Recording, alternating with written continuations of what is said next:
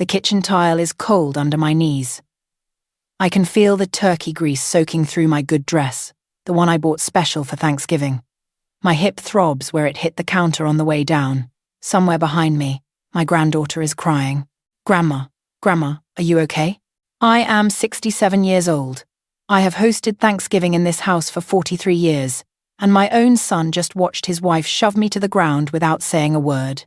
But what none of them know, what they cannot possibly imagine, is that by tomorrow morning, everything they thought they had will be gone. Every single thing. Let me tell you how we got here. It started 3 months ago, in late August, when my son and his wife showed up at my door unannounced. I was in the garden, pulling weeds from around my tomato plants. My husband planted those tomatoes the year before he died, 5 years now, and I still cannot bring myself to let them go. My son's car pulled into the driveway, a new BMW, black and shiny. I remember thinking how strange it was that they could afford such a car when just 6 months ago, my daughter-in-law had called crying about how they might lose their house. I had written them a check for $40,000 that day. I did not think twice about it. My son got out of the car first. He is 44 years old, but sometimes when I look at him, I still see the little boy who used to bring me dandelions from the backyard. He used to call them wish flowers. We would blow them together and make wishes. I do not know where that boy went. His wife got out next. She did not smile. She never smiles at me, not really. Sometimes she performs a smile, the kind you give to someone you need something from. But there is no warmth in it. There never has been. "Mom," my son said, "we need to talk." They sat at my kitchen table, the same table where I had nursed my son through chickenpox, helped him with algebra homework, celebrated his acceptance to college. His wife looked around the kitchen with an expression I did not understand at the time.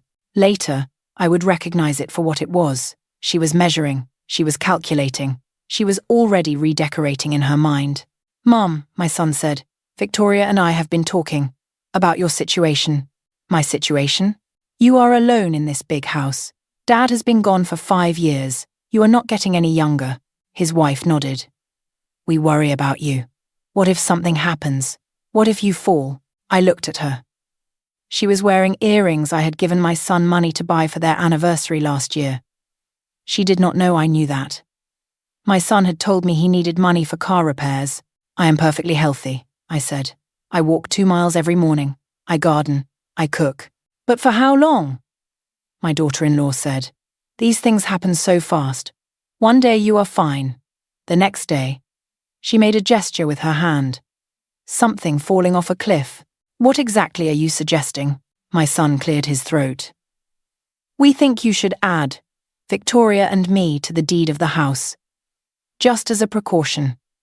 That way, if something happens to you, there is no confusion, no probate. We can take care of everything." I felt something cold settle in my stomach. Take care of everything?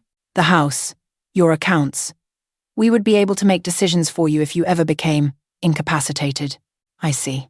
His wife leaned forward. "We are thinking about your grandchildren too. Little Emma and Jacob. They love you so much. Would it not be wonderful if they could spend more time here? We could even move in eventually, help you around the house." "Move in? Not right away," my son said quickly. "Just, eventually, when you need more help." I looked at my son for a long moment. I looked at his wife. I thought about the $40,000. I thought about the $10,000 before that for their bathroom renovation. I thought about the $5,000 for their vacation to Hawaii.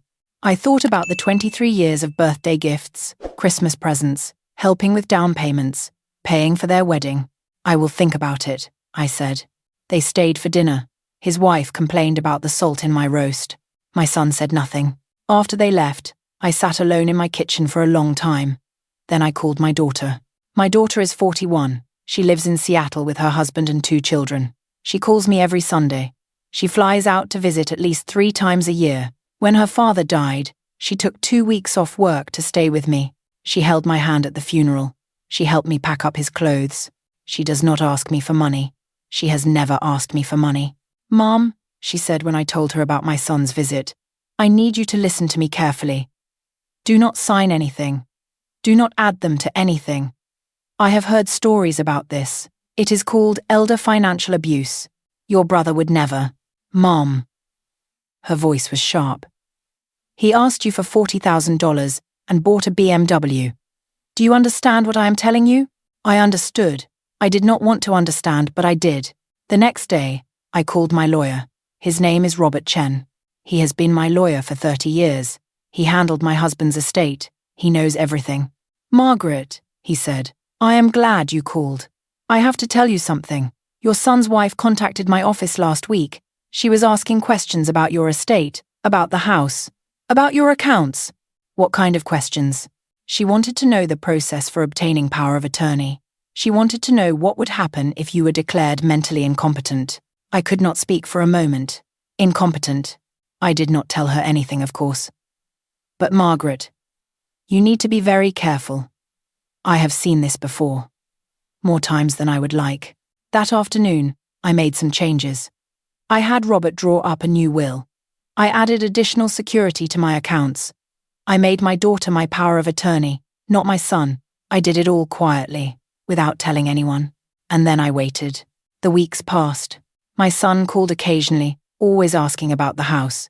Had I thought about their offer? Would I like them to come help with the yard? His wife sent me articles about elderly people falling and breaking their hips. She sent me brochures for assisted living facilities. I saved every text. I documented every conversation. Robert told me to.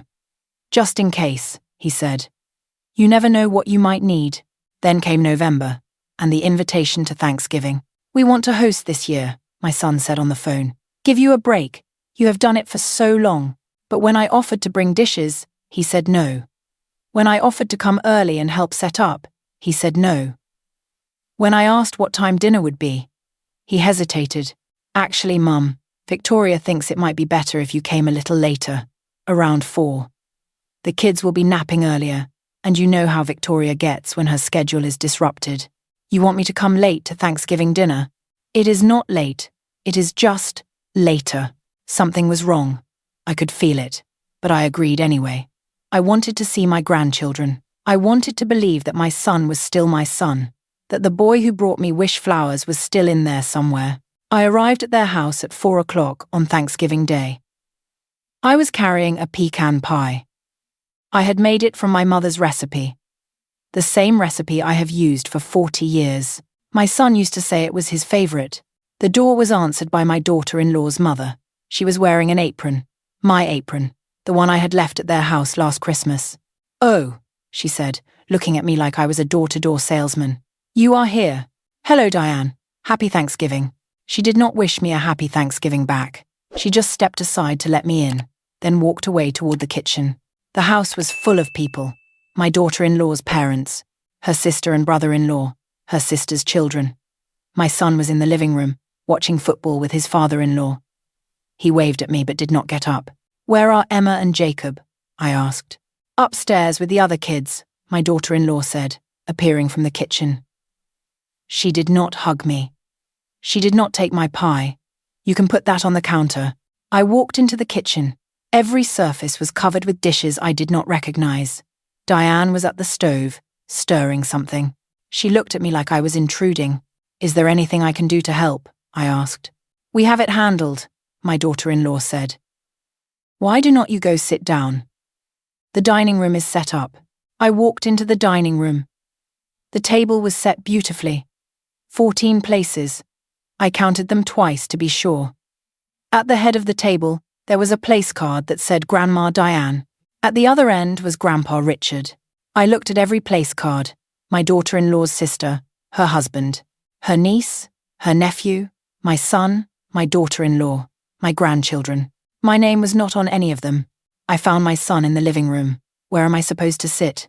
He looked uncomfortable, Victoria thought. With so many people. Maybe you could eat in the kitchen. In the kitchen? It is not a big deal, Mom. We just do not have room. You have 14 people. You have 14 chairs. Victoria's family is here. They came from out of town. I am your family. I am your mother. He did not meet my eyes. Mom, please do not make this difficult. It is just one meal. I looked at my son for a long moment. I thought about the wish flowers. I thought about the algebra homework. I thought about the $40,000. Fine, I said. I will eat in the kitchen. Dinner was called at 5:30. Everyone filed into the dining room, laughing and talking. I sat alone at the kitchen counter with a plate of turkey and green beans. No one had served me the good dishes. No one had given me any of the cranberry sauce I could smell from the other room. My granddaughter found me there. Emma is 7 years old. She has my husband's eyes. "Grandma, why are you not eating with us?" "There was not enough room, sweetheart." "But you are our grandma. You should sit at the table." "It is okay, honey. Go eat your dinner." She looked at me with those eyes, my husband's eyes. "I do not think it is okay," she said. She went back to the dining room. I could hear her voice, high and clear. "Daddy, why is Grandma eating in the kitchen?" "That is not nice." "She is our grandma." There was silence. Then my daughter-in-law's voice, sharp and cold. "Emma, sit down and eat your dinner. This is not your business." "But," I said, "sit down." More silence. Then the clinking of forks and knives resumed, and someone changed the subject to football. I sat in the kitchen and ate my cold turkey. I did not cry. I was too angry to cry. After dinner, I helped wash dishes. My daughter-in-law's mother supervised, pointing out spots I had missed, clicking her tongue at the way I loaded the dishwasher. My daughter-in-law stood in the doorway, watching. "Margaret," she said, "my parents are staying for a few days, through the weekend. That is nice. We are going to need the guest room." "All right. The thing is," she paused, arranging her face into something like concern. "We have been talking, and we think it might be time to discuss some things, about the future." "What things?" "We would like you to come to dinner Sunday, just family. We have some papers we would like you to look at." "What kind of papers?" "Just some things Robert Chen drew up. For your protection." I went very still. Robert Chen is my lawyer. He is the family lawyer. He handles everything for us. She smiled that smile, the one with no warmth. "We just want to make sure you are taken care of." I looked at her for a long moment. I thought about what Robert had told me. I thought about the texts I had saved, the conversations I had documented. I thought about the new will locked in my safe deposit box. "I will be there," I said. I went home that night and called Robert. He was not surprised by what I told him. He said he had received a call from my daughter-in-law the day before, asking him to draw up power of attorney documents. "I told her I could not do that without your consent," he said. She did not like that answer. "Margaret, I think you need to be prepared for what is coming." "What is coming?" "They are going to try to prove you are not competent to make your own decisions. It is a common tactic. They will use any confusion, any forgetfulness, any sign of aging. They will twist it to make you seem incapable. I am not incapable. I know that. You know that. But if they get the right doctor, the right testimony, what do? We fight, and we make sure we have everything documented. Everything." I did not sleep that night. I lay in bed and thought about my son. I thought about the day he was born, how small he was, how I had promised to protect him forever. I thought about the man he had become. I wondered where I had gone wrong. Sunday came. I drove to my son's house with a pit in my stomach. I had brought nothing this time. No pie, no gifts, just myself. The house was quiet when I arrived. Only my son and his wife were there. The children were at a neighbor's house. That should have been my first warning.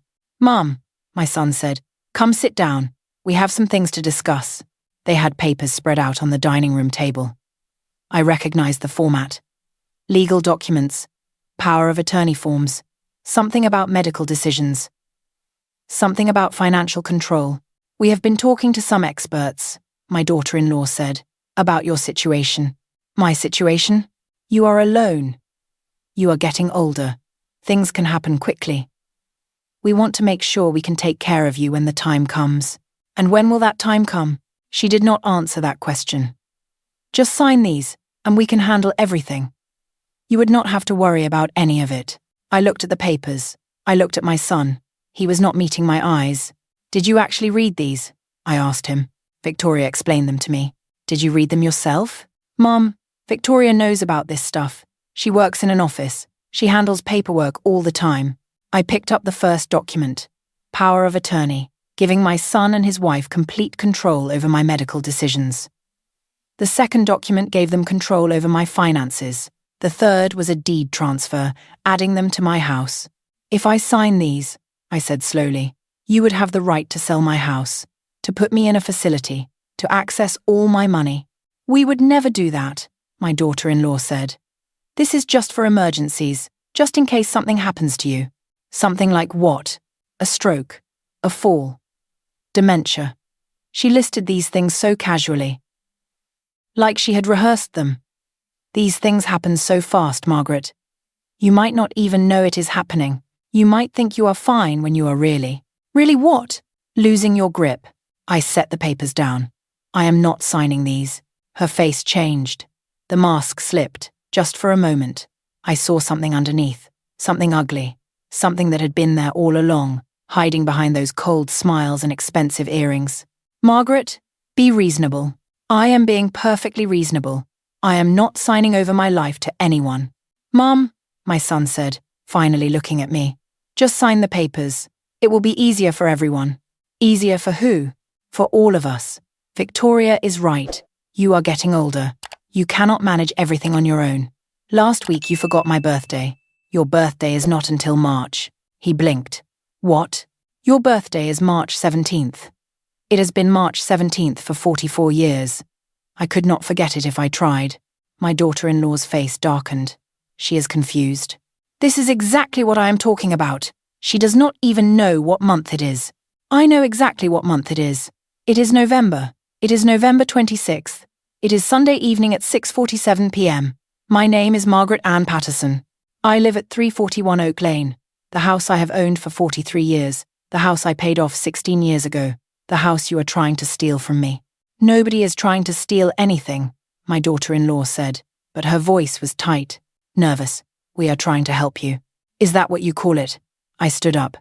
I know about the phone call to Robert. I know you are asking about how to have me declared incompetent. I know you have been planning this for months. My son went pale. Mom, I have documented everything. Every text you have sent me about how I am getting forgetful. Every article about elderly people and dementia. Every time you have questioned my memory, my judgment, my ability to take care of myself. I have it all. This is crazy, my daughter-in-law said. You are proving our point, this paranoia. It is not paranoia when it is true. I picked up my purse. I am leaving now. And I want you both to know something. The will has been changed. The house is no longer going to either of you. Neither are my accounts, my investments, or anything else. My son stood up so fast his chair fell over. You cannot do that. I already have. But that is my inheritance. Dad meant for me to have it. Your father meant for you to take care of your mother, to respect her, to love her. He did not raise you to shove her in a kitchen while your in-laws eat at her table. That was Victoria's idea. Do not. I held up my hand. Do not blame her. You are a grown man. You made your choices. Now you get to live with them. My daughter-in-law stepped in front of me, blocking the door. You are not leaving until you sign those papers. Move. Sign the papers, Margaret. I said move. She did not move. Instead, she grabbed my arm. Her fingers dug in hard, hard enough to bruise. I tried to pull away. She held tighter. Victoria, my son said, uncertain. Maybe we should. Shut up. She did not look at him. Her eyes were on me, and they were not human eyes. They were calculating eyes. Predator eyes. You are going to sign these papers, and then you are going to go home and pack a bag. We have found a lovely facility for you. Very nice, very quiet. You will like it there.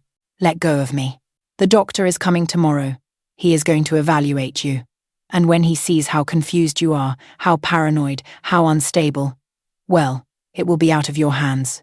Will it not it? I looked at my son. He was standing there, doing nothing, saying nothing. The boy who used to bring me wish flowers was gone. Maybe he had been gone for a long time. Please, I said to him, please do not let her do this. He looked away. Something broke in me then. Something I had been holding on to for years. Hope, maybe, or love, or the belief that my son was still my son. I stopped struggling. I went very still. All right, I said quietly. I will sign. My daughter-in-law's grip loosened slightly. That is better. That is much better. I reached for the papers with my free hand. She let go of my arm, reaching for a pen. And in that moment, I grabbed the first thing I could reach, a heavy glass paperweight on the table, and I threw it through the window. The crash was enormous, glass everywhere. The alarm started screaming. What the hell? My daughter-in-law lunged for me, but I was already moving. 67 years old, and I was moving faster than I had moved in years. Adrenaline is a wonderful thing. I made it to the front door. I made it to my car. I was pulling out of the driveway before either of them made it outside. I drove straight to the police station. The officer who took my statement was a woman about my daughter's age. Her name was Detective Martinez. She listened to everything.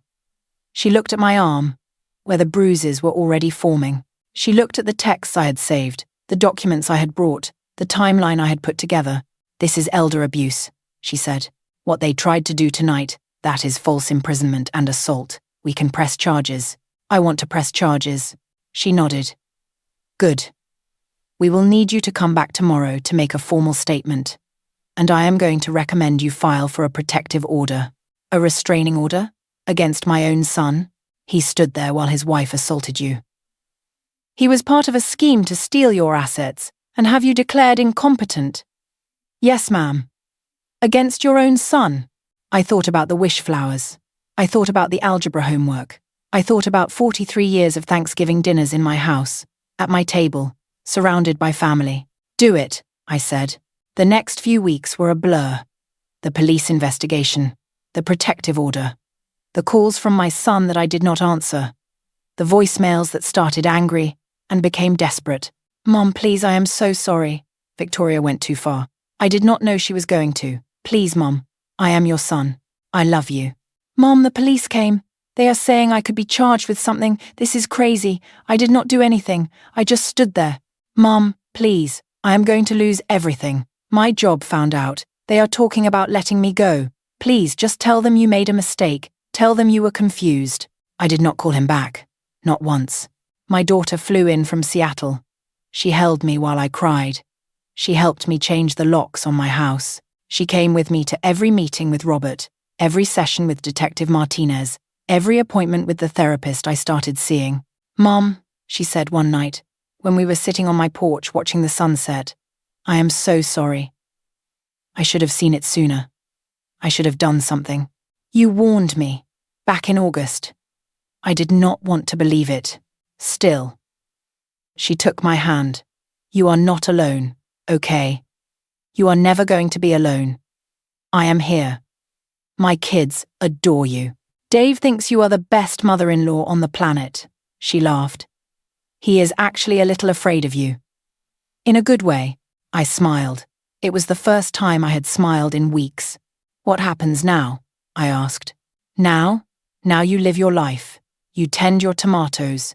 You host Thanksgiving. You be the grandma Emma and Jacob need, even if you cannot see them for a while. And you let go of the son you thought you had, so you can see the son you actually have. I do not know how to do that. I know. But you will learn. You are the strongest person I know, Mom. You threw a paperweight through a window and ran for your life. You are a badass. I laughed. Actually laughed. Your father would have been proud. He would have been furious with them. He would have burned their house down. He would have. I squeezed her hand. I miss him so much. I know. Me too. The trial happened in March, right around my son's birthday. The birthday he had claimed. I forgot. The birthday that had never moved from March 17th in 44 years. My daughter-in-law was charged with assault, false imprisonment, and attempted elder financial abuse. My son was charged as an accomplice. Her mother, who had helped plan the whole thing, was also charged. The evidence was overwhelming. The texts, the phone calls to Robert, the doctor they had contacted, who agreed to testify that they had approached him about evaluating me for incompetence without my knowledge or consent. Even my daughter-in-law's sister testified, saying she had overheard them planning to get the old lady out of the picture months before Thanksgiving. My daughter-in-law got 2 years. My son got 18 months, suspended, with 5 years probation. He was ordered to stay away from me, to have no contact, to never again attempt to access my finances or property. When the verdict was read, I watched my son's face. He did not look at me. He had not looked at me once during the entire trial. Afterward, in the hallway, Detective Martinez found me. How do you feel? I thought about it for a moment. Empty. I said. I thought I would feel, I do not know, vindicated, triumphant. But I just feel empty. That is normal. You lost your son, maybe not to death, but you lost him. You are grieving. Will it ever stop hurting? It will hurt less, eventually, and you will build a new life, a good life, with the family that actually loves you. I went home that night to find my daughter waiting on my porch. My grandchildren, her children, ages 10 and 8, were chasing fireflies in the yard. My son-in-law was setting up a card table for dinner. We thought you might not want to be alone tonight, my daughter said. I started crying. Right there on my own porch, in front of everyone. I broke down and sobbed. My daughter held me. My grandchildren came running over, worried, asking if Grandma was okay. Grandma is going to be fine, my daughter said. She just has a lot of feelings right now. That is okay. Feelings are good. Even sad feelings, my granddaughter asked. Especially sad feelings. They mean we care about something. We had dinner at my kitchen table that night. The table where I had raised 2 children, celebrated 43 Thanksgivings, mourned my husband, and finally learned the truth about my son. We ate my mother's pecan pie for dessert. My son-in-law said it was the best pie he had ever tasted. My grandchildren asked for seconds. And when they all left, when the house was quiet again, I sat alone in my kitchen and thought about everything that had happened. I thought about the boy who used to bring me wish flowers. I thought about the man he became. I thought about all the wishes I had made over the years, blowing on dandelion seeds, watching them scatter in the wind. I had wished for my children to be happy. I had wished for my husband to live forever. I had wished for a family that would love each other, support each other, be there for each other always. Some wishes come true, some do not. But here is what I have learned. In 67 years of living, in 5 years of grieving, in one terrible Thanksgiving, and the hard months that followed, you cannot make someone love you. You cannot make someone be the person you need them to be. You can only love them and hope they love you back. And when they do not, when they show you who they really are, you have to believe them, and then you have to let go. It is the hardest thing in the world, letting go of a child, letting go of hope, letting go of the life you thought you would have. But sometimes letting go is the only way to hold on to yourself. The next Thanksgiving, I hosted dinner at my house. My daughter and her family came. 2 of my oldest friends and their husbands came. Robert Chen and his wife came. Detective Martinez even stopped by for pie. There were 12 people at my table. My table. In my house, the house that is mine, that will always be mine, that my daughter will inherit someday, along with everything else I have worked for. We ate turkey and cranberry sauce and green beans and my mother's pecan pie. We laughed and told stories and watched the kids run around the yard until they were too tired to run anymore. And at the end of the night, when everyone had gone home, I sat on my porch and watched the stars. I thought about my son. I wondered if he was watching the same stars, wherever he was. I wondered if he regretted what he had done. I wondered if he missed me. I wondered if I would ever stop missing him. But then I thought about my daughter, and her husband, and her children who call me grandma and mean it. I thought about the friends who showed up when I needed them. I thought about the strangers who became family, and the family who became strangers. I thought about the life I had built, the life I was still building, the life that was mine to live. And I made a wish. Not on a dandelion this time, just on a star, the way I used to when I was a little girl. I wished for peace, for myself, for my family, even for my son, wherever he was. And then I went inside, closed the door, and started planning next year's Thanksgiving menu. Some traditions are worth keeping. Some tables are worth setting. Some families are worth fighting for. And some wishes, if you are very lucky, still come true.